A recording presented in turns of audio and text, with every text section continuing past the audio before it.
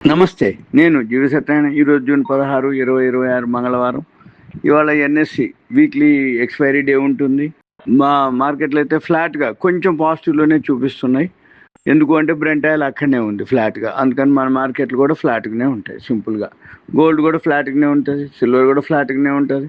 ఎఫ్ఐఎల్ మాత్రం నిన్న కొంచెం బయింగ్‌లోకి రావడం జరిగింది. ఒక 200.505 కోట్లు అంటే సెల్లింగ్ లేదు. ఓన్లీ అది కూడా న్యూట్రల్ కిందకే వస్తుంది. ఎందుకంటే ఓ 200 కోట్లు అంటే పెద్ద నెగ్లిజిబుల్. కానీ అమ్మకం లేదు కాబట్టి అది గుడ్ న్యూస్. మన మ్యూచువల్ ఫండ్స్ వచ్చి మళ్ళీ కొనడం జరిగింది 3189.26 కోట్లు. ఇక మన మార్కెట్లో వచ్చేటప్పటికి 736.38 పాయింట్లు ప్లస్లో క్లోజ్ అవడం జరిగింది. బిఎస్సి సెన్సెక్స్. నిఫ్టీ వచ్చి 231 పాయింట్లు ప్లస్. బ్యాంక్ నిఫ్టీ వచ్చి 384 పాయింట్లు ప్లస్. ఇకపోతే న్యూస్లోకి వచ్చేటప్పటికి హెచ్సిఎల్ టెక్ 1427.25 కోట్లు పెట్టి ఎక్సాన్ వైస్ ప్రైవేట్ లిమిటెడ్ సర్వం అది ఏఐ అనమాట. దాంట్లో పెట్టుబడి పెట్టడానికి రెడీ అయింది హెచ్సిఎల్ టెక్. తర్వాత అదాని ఎంటర్ప్రైజ్ కూడా ఎస్టాబ్లిష్ చేస్తుంది world class AI data centre ఒకటి. తర్వాత ఎస్బీఐ ఫండ్ రైజింగ్ చేస్తుంది.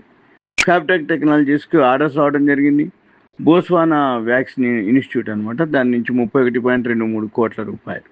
తర్వాత పటేల్ ఇంజనీరింగ్ ఆర్డర్ రావడం జరిగింది 126.37 కోట్లు.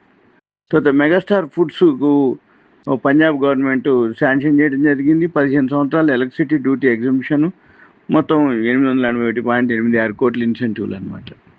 తర్వాత జనరల్ ఇన్సూరెన్స్ కార్పొరేషన్ అది ఆఫర్ ఫర్ సేల్ ఇస్తుంది 352 రూపాయలు ఒక షేర్కి.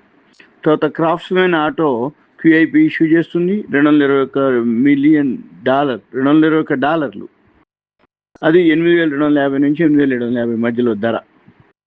తర్వాత డ్రోగో ఏరోస్పేస్ డెలివరీ చేయడం జరిగింది JK250 డ్రోన్లు అనమాట ఇండియన్ ఆర్మీకి. అవి 72 కోట్ల ఆర్డర్. ఇవి న్యూస్. ఇక సెమీ ఆల్గోలు ఇక మామూలుగా రొటీన్. ఏమైనా డౌట్స్ ఉంటే కాల్ చేయొచ్చు.